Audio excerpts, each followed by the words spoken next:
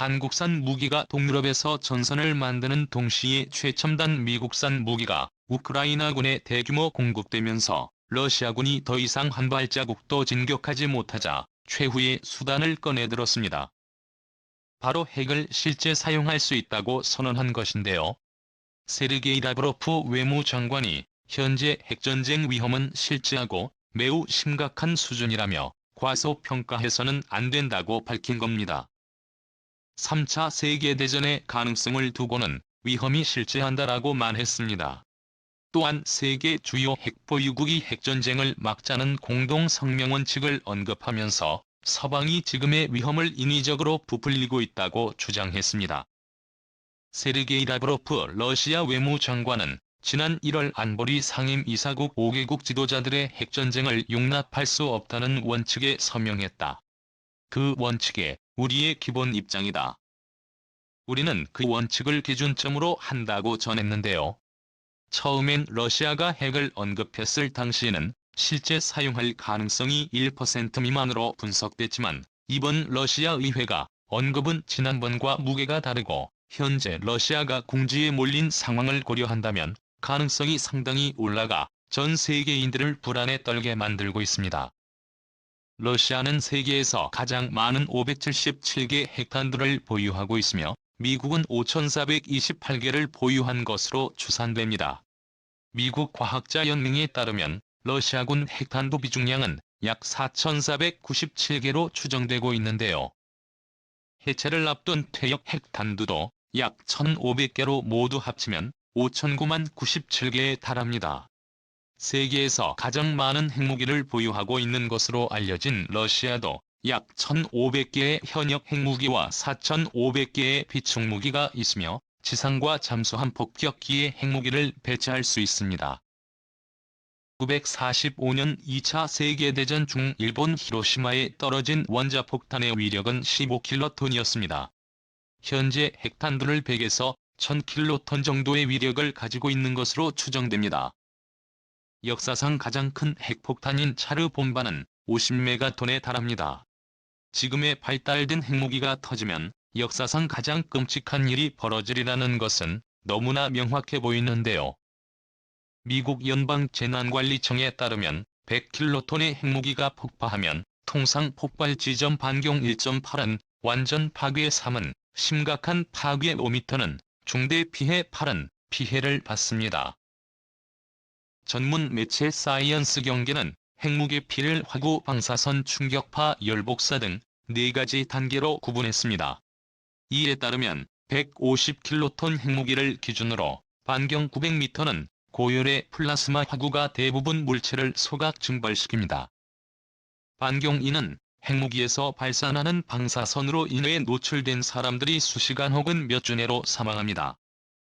반경 7.5는 강한 충격파로 인해 건물이 붕괴하고 고막 파열 등의 피해를 더하게 되며 155km 지점까지는 열복사선으로 인해 3도 화상 등을 발생시킬 수 있습니다.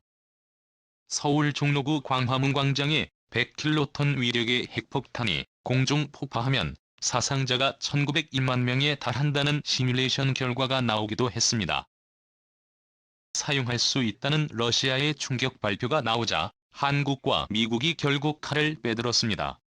토니 블링컨 미국 국무장관 및 나토 비회원 국가도 우크라이나 대응을 위한 협력을 강화하겠다며 한국을 언급했습니다.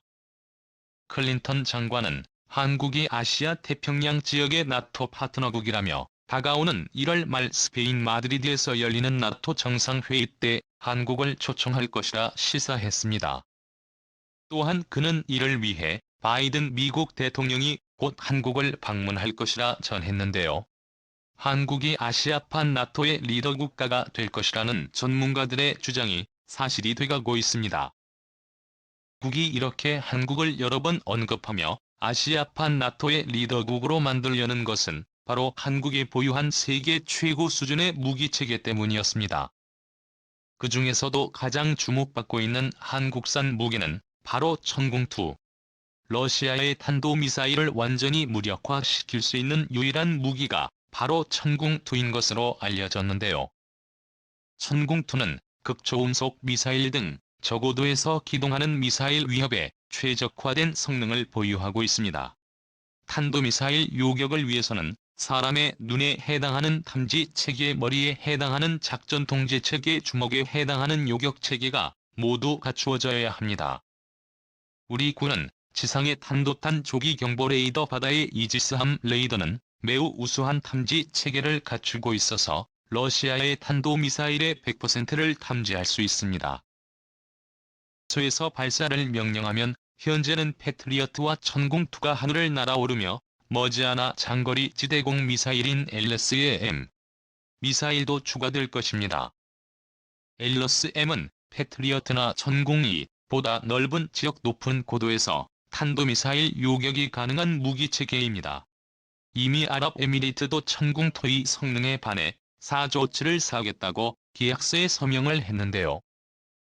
한국은 아시아판 나토의 리더 국가로서 천궁2를 전면에 배치해 러시아의 탄도미사일을 완전히 무력화시킴으로써 리더국으로서의 지위를 확보할 것으로 전망되고 있습니다. 전문가들은 이번 사태가 완전히 종결되면 러시아가 우크라이나와 미국을 비롯해 여러 나라에 천문학적인 배상금을 지급해야 할 것이라 확신하고 있는데요. 이 천궁2를 필두로 중요한 역할을 담당할 시한국도 배상금 지급 목록에 포함될 수 있습니다. 마크 밀리 미 합참의장은 만약 이 같은 침공에 어떤 대응도 하지 않고 러시아가 대가를 치르지 않게 한다면 이른바 국제 질서 역시 사라지게 된다라며 러시아가 확실한 대가를 치르도록 할 것임을 분명히 했습니다. 이제는 이렇게 대러시아 제재에 가장 앞장서자 푸틴은 한국에 대한 보복 수위를 높이고 있습니다. 한국에 대한 수출 규제를 통해 한국의 공급망 붕괴를 시도하는 가운데 러시아 정부가 대한항공에 1,100억 원에 달하는 과징금을 부과한 것으로 알려져 충격을 주고 있습니다. 인천에서 출발해 독일 프랑크푸르트로 가는 대한항공 화물기 KEO 2편은 모스크바 셰레메티예보 공항을 공유할 때 러시아 세관의 직인 라인이 생략한 채 이륙해 위법을 저질렀다는 것이 사유입니다. 대한항공은 러시아 세관에 러시아의 법제와 절차에 따라 서류와 데이터를 제출했고 정상적으로 화물을 통과했고 세관으로부터 전자문서와 사전 승인을 받았다고 해명했습니다. 대한항공 측은 러시아의 이번 과징금 결정을 받아들일 수 없다고 판단하고 러시아 연방관세청에 이의를 제기한 상태입니다. 현재 러시아 관세당국의 조치는 일종의 보복성 조치라는 의견이 나오고 있는데요. 러시아가 1년도 더 지난 일을 우크라 전쟁과 맞물려 문제 삼았기 때문입니다. 한국도 가만히 당하고만 있지는 않습니다. 나토 가입에 이어 미국 그리고 유럽국을 상대로 한 러시아의 에너지 체제를 완전히 무력화시키기 위해 렌즈를 공급해주기로 했습니다. 로이터는 한국, 이미국 혹은 유럽의 요청에 따라 이번 여름까지 LNG 물량 일부를 유럽에서 사용하도록 전용한다고 익명의 소식통을 인용해 전했습니다. 러시아는 이날 폴란드와 불가리아에 대한 천연가스 공급을 중단하는데 서방 제재에 맞서 에너지를 무게화하고 있습니다. 러시아는 두 나라가 가스 대금을 러시아 통화인 루블화로 결제하지 않았다면서 루블화 결제에 동의할 때까지 공급 중단을 이어가겠다고 밝혔습니다.